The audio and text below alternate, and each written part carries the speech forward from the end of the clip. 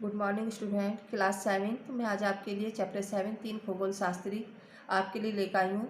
इसमें पहले हम थोड़ा सा पन्नों में देखते हैं। आज से कुछ सौ वर्ष पूर्व पृथ्वी के बारे में एक आम धारणा थी कि वह स्थिर है और सूर्य उसके चक्कर लगाता है, लेकिन कुछ खगोल वैज्ञानिकों ने इस भ्रम को तोड़ एक नया दृश्य दिया है। आइए पढ़ते हैं ऐसे ही कुछ खगोल वैज्ञानिकों के बारे में। 400-500 वर्ष पहले यूरोप में ज्योतिष विद्या के अच्छे विद्वान एक भी न थे। इस कारण उस समय की प्रचलित कल्पनाओं के झूठे तथा सच्चे होने का निर्णय ही कोई न कर सकता। जो कुछ जिसने सुन रखा था अथवा जो कुछ टालमी और अरिस्टोटल इत्यादि पुराने विद्वान लिख गए थे, उसे ही सब लोग सत्य समझते थे। लोगों का पहले यह मत था कि पृथ्वी अचल है और पृथ्वी अचल और ग्रह उपग्रह सब उसके चारों घूमते हैं। यह कल्पना ठीक न थी। यूरोप में सबसे पहले जिसने ज्योतिष विद्या का सच्चा ज्ञान प्राप्त किया उसका नाम था कोperनिकस था, और प्रशिया पोलैंड देश में थानर नामक गांव नगर में 1472 ईस्वी के जनवरी महीने की 19वीं तारीख को उसका जन्म हुआ। उसके माता पिता धनवान न थे, परंतु निरे निर्धन भी न थे। उसने पाठशाला में वैदिक गणित और ज्योतिष का अभ्यास अच्छी तरह किया। जब वह 23 वर्ष का हुआ तब पाठशाला छोड़कर इटली में आया और रोम नगर में गणित का अध्यापक हो गया। रोम में बहुत वर्षों तक रहकर विद्या के बारे से अपनी कीर्ति को दूर दूर तक फैलाकर वह अपनी जन्मभूमि को लौट गया, और वहां अपने मामा की सहायता से उसे गिरजाघर से संबंध रखने वाली एक नौकरी मिली। कोपर्निकस ने ज्योतिष विद्या का विचार यही मन लगाकर किया। कोपर्निकस ने जो वह पुस्तक इस विषय पर लिखी वह 13 वर्षों तक बिना छपी पड़ी रही।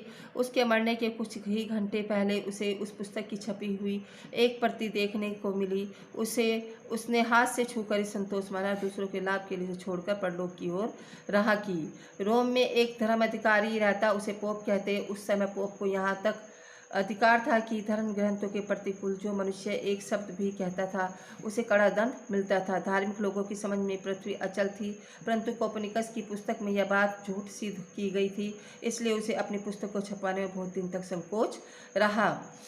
कोपर्निकस के अनंतर यूरोप में दूसरा प्रसिद्ध ज्योतिष गैलीलियो हुआ। उसका जन्म इटली के पीसा नामक नगर में 1564 ईस्वी में हुआ। उसे गणित और पदार्थ विज्ञान प्रिय थे, इसलिए उसने यही दो विषय पढ़ना आरंभ किया। इन विषयों में वह बहुत ही प्रवीण हो गया।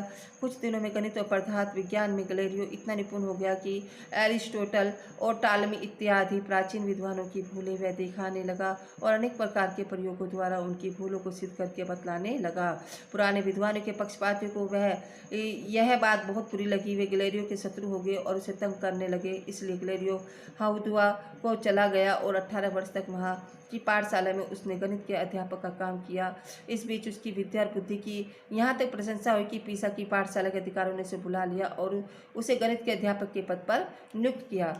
1615 ईस्वी में बाइबिल के प्रतिकूल मत प्रचलित करने के इल्जाम पर पोप ने गैलीलियो पर अभियोग चलाया। उस समय धर्म के ग्रंथों के प्रतिकूल यदि कोई कुछ भी कहता था तो उसे कड़ा दंड मिलता था।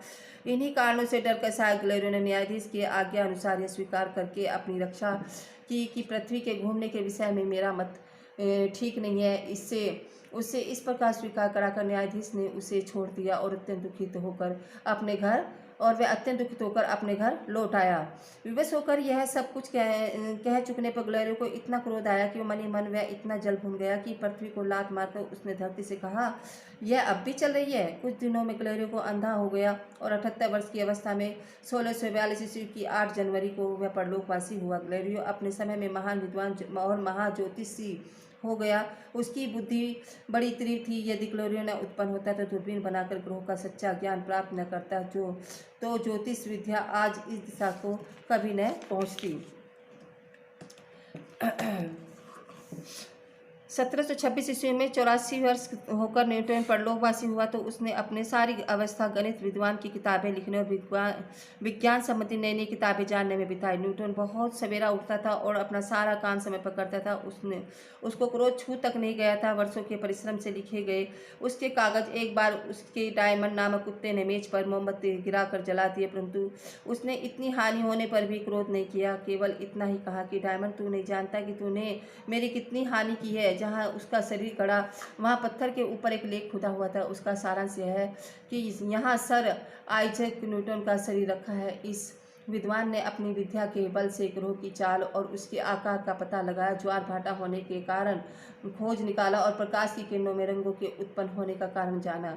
इतना विद्वान होने पर भी मरने के समय उसने कहा कि मैंने कुछ नहीं किया, मैं समुद्र के किनारे एक लड़के के समान खेलता सा रहा। समुद्र में अनेक प्रकार के रत्न भरे रहे, परंतु मैं दो एक कंकड़, पत्थर तथा सीपियों को छोड़कर और कुछ मेरे हाथ नहीं आया। अर्थात ज्ञान रूपी समुद्र में से केवल दो एक बूंद मुझे मिले, अधिक नहीं। सत्य यह है कि विद्या की शोभा नम्रता दिखाने में ही है।